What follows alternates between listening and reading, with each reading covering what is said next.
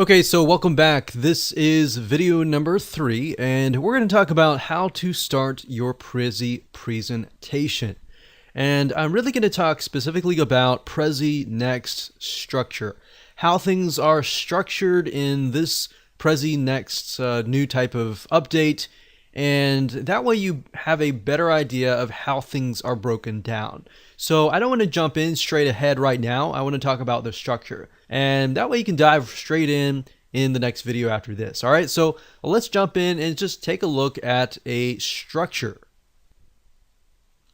Okay, so let's jump right in. So the first thing you're going to see is, in this example, I just chose a random template, but typically with Prezi Next, you're going to see these little bubbles. All right, so these little bubbles are basically topics. So the nice thing about Prezi Next is I could switch between this one, and this one. I don't have to go in any order, which is nice. But these are basically topics, all right? So when you click on one of these, we'll click this one here, you'll see these here. And what these are subtopics. So this is a subtopic. So we went from topic as a very general to subtopics.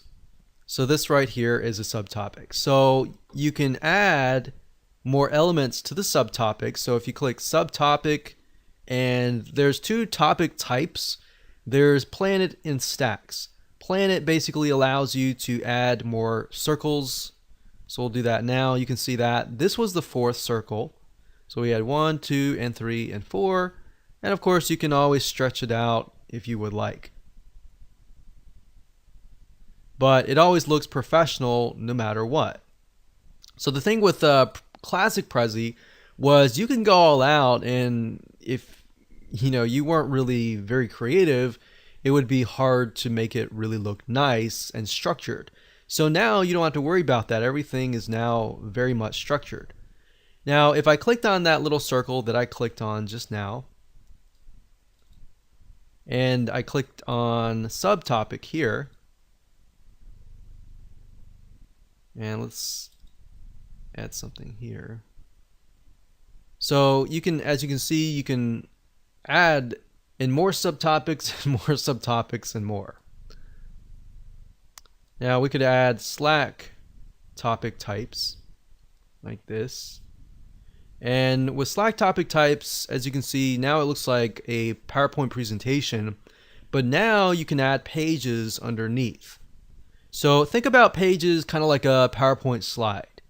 So all they are is really just different elements, different ways to kind of showcase what you're trying to teach, what you're trying to present.